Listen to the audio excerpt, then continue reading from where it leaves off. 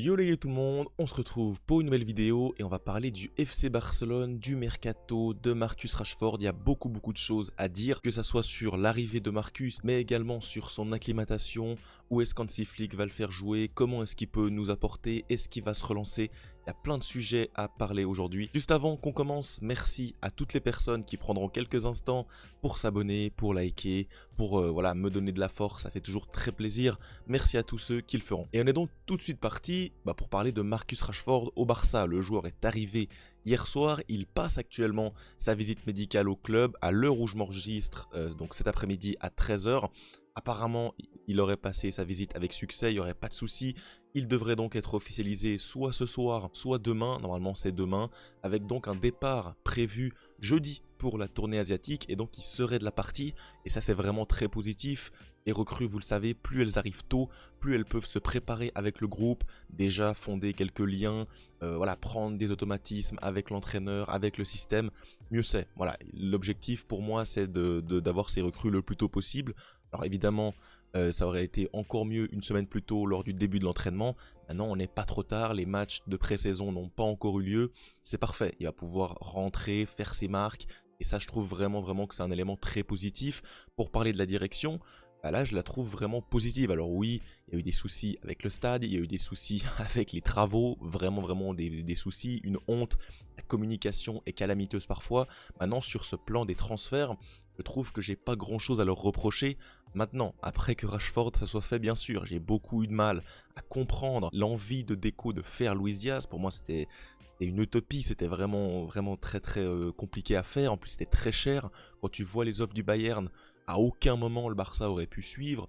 Donc franchement, je comprenais pas pourquoi Deco était aussi souvent voilà, persuadé que Luis Diaz était le bon profil, alors qu'un Rashford, voilà, en prêt, un élément moins cher. Alors il a quand même un gros salaire, hein. Apparemment ça parle de 14 millions, c'est quand même cher, hein. Ça le place juste en dessous de Rafinha, donc ça montre aussi l'importance qu'il aura dans l'effectif. Mais clairement, de privilégier un prêt sans montant de transfert avec une option d'achat qui n'est même pas obligatoire, c'est parfait dans le contexte actuel du Barça économiquement, mais même sportivement, où tu avais vraiment besoin d'un renfort offensivement, que ça soit sur les ailes, mais également au poste de numéro 9. Vous le savez, Rashford, c'est un peu ce nouveau style d'attaquant comme Mbappé, comme des Vinicius qui rentrent énormément, qui sont même attirés par l'axe, qui au final finissent quasiment les actions en tant que numéro 9, des attaquants modernes, des ailiers modernes qui veulent marquer beaucoup, qui statent. Il a fait des saisons à 17, 18 buts en première ligue, des grosses saisons, que ce soit en 2023, que ce soit en 2021, lors du Covid également. Donc il a déjà cette expérience de grosses saisons complète à 37, 38 matchs en championnat. Donc ça me fait vraiment plaisir qu'il ait déjà cette expérience. C'est également un joueur qui a un plafond très élevé. Pour moi, il a un plafond qui est plus élevé qu'un Luis Diaz par exemple. Luis Diaz, tu vas le recruter, ça va être très bien. Peut-être qu'il aura un plancher qui sera plus haut que celui de Rashford, où il aura des performances moyennes qui seront voilà, bonnes. Maintenant, Rashford, il a la capacité, à son prime, d'être dans les meilleurs joueurs au monde. Et pour moi, ça, c'est quelque chose que Luis Diaz n'a pas. Lookman n'a pas non plus, même si on veut élargir, que Leao commence un petit peu voilà, à perdre. Donc ça, Rashford, dans un environnement sain, on va passer donc à l'environnement de Manchester United, était vraiment calamiteux.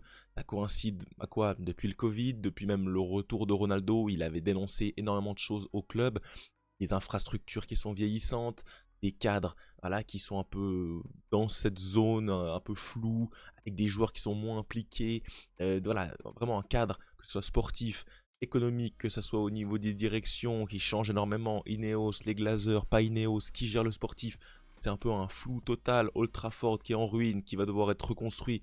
Bref, c'est vraiment pas un bon environnement. Et donc, dans cet environnement, on le voit, c'est très dur de performer. Manchester United performe mal ces dernières saisons. Ils sortent de la pire saison de leur histoire moderne en Première Ligue.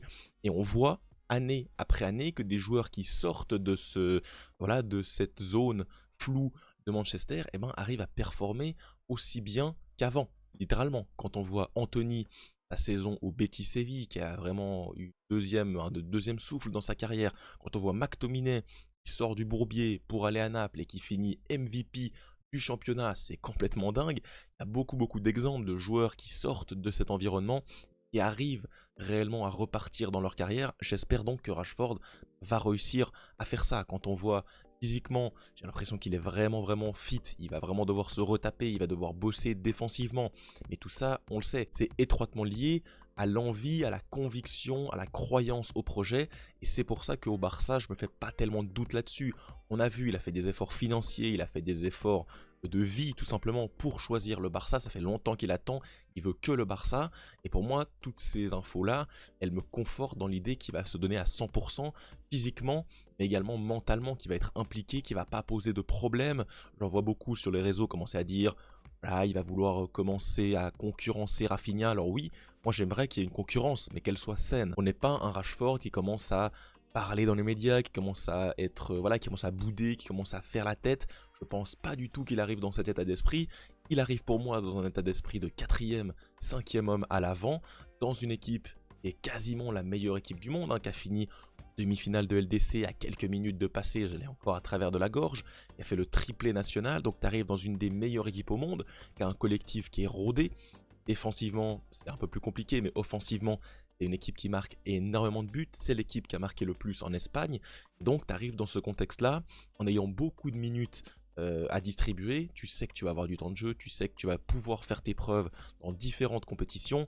Moi, toutes ces choses-là, voilà, ça me donne le sourire, ça me donne beaucoup de positivité concernant Rashford. N'hésitez pas vous à me dire dans les commentaires. On parle beaucoup de Rashford, on parle également de Ronny Barguil sur le côté droit. C'était clairement le poste et le secteur à renforcer. Les doublures au poste d'ailier, même les doublures, pourquoi pas la concurrence, voilà, de ramener du monde devant. Pourquoi pas également les latéraux aussi, on va voir si le mercato est terminé, apparemment ça semble terminé. Le mercato se termine donc avec 3 arrivées, hormis bien sûr les retours de prêt. Juan Garcia au goal, très important, un poste clé qui nous manquait. Rashford au poste d'ailier gauche / buteur, un poste clé qui nous manquait. Et Ronny Barguil en tant que doublure de Lamine Yamal pour le faire souffler sur certains matchs, c'est également très intéressant. Moi, quand je regarde ce mercato avec nos moyens qui sont compliqués, en déboursant moins de 27 millions d'euros, puisque c'est 25 Juan Garcia, 2 millions Ronny, et que c'est un prêt gratuit, donc bien sûr tu prends le salaire, mais c'est un prêt, il n'y a rien à payer comme indemnité à l'instant T, donc ça fait 27 pour Rashford, Juan Garcia, Ronny Barguil, c'est un très bon coup. Tu as en plus pu te débarrasser de salaires comme l'anglais. Également, tu vas devoir, voilà, tu t'es séparé de Pablo Torre, tu as beaucoup de ménage à faire maintenant dans les départs. Ter Stegen, je l'attends de pied ferme. Il y a beaucoup de choses qui vont encore devoir être faites. Mais pour moi, là, Hansi Flick peut se baser sur une équipe, sur un groupe qui est très compétitif et qui va rester le même pour 1, 2, 3 saisons. Tu vas vraiment pouvoir bâtir quelque chose de très solide. Et ça, c'est franchement très positif. Et moi, je vois un avenir radieux au FC Barcelone. N'hésitez pas, vous les gars, à me dire dans les commentaires ce que vous en pensez. Et quand même vous dire pour moi ce que je vois de la saison de Marcus Rashford. Je le vois en début de saison commencer sur le banc. Voilà, avoir quelques minutes, rentrer en fin de match, pouvoir faire tourner. Il y a également beaucoup de matchs, donc il y a possiblement des blessures. Qu'est-ce qui va se passer? Est-ce qu'un Lewandowski va réussir à enchaîner? Est-ce que tu vas mettre un Ferran Torres ou un Rashford en neuf à la place de Lewandowski? Est-ce que tu vas préférer mettre un Rafinha plutôt dans l'axe pour avoir un Rashford à gauche? Il y a beaucoup de questions. Je miserais pour l'instant pour un Rashford qui commence la saison timidement. Pas forcément grâce à lui, mais grâce à Hansi Flick qui va pour moi le laisser un peu de côté au début, lui donner du temps de jeu petit à petit, et là je n'exclus absolument pas une explosion. On le sait, il est très motivé, il a en plus une carotte qui s'appelle la Coupe du Monde 2026 à jouer avec l'Angleterre, ce qui est très important pour lui. On le sait, en Angleterre, il n'a pas vraiment été ami avec Gareth Southgate, c'est vraiment très peu de le dire. Il a été sur le banc lors des dernières compétitions, il n'a pas été appelé à l'Euro. Il doit vraiment réagir pour gagner sa place dans cette équipe d'Angleterre ultra compétitive. Donc voilà, pour moi, tous les feux sont au vert.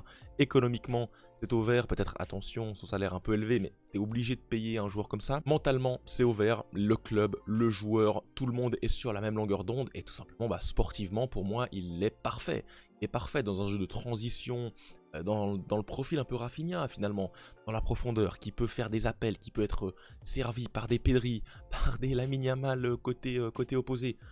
Bon les gars, qu'est-ce qu'on peut demander de plus? Je suis très satisfait de l'arrivée de Marcus Rashford et j'ai très hâte de le voir débuter sur un terrain. Les amis, c'est tout pour cette vidéo, j'espère qu'elle vous aura plu. J'ai essayé de faire une vidéo un peu sans images, je vais bientôt changer de setup, donc on va essayer d'améliorer la qualité vidéo, la qualité audio. N'hésitez pas bien sûr à vous abonner, rejoindre le train en route. On a une saison très intéressante qui nous attend avec la quête de la LDC depuis 10 ans. Vraiment, ça va être quelque chose d'assez important cette saison avec Rashford, Lamine Yamal numéro 10, ça va être énorme. On se retrouve très vite les amis pour parler encore de football sur la chaîne. Ciao et bien sûr, Visca Barça.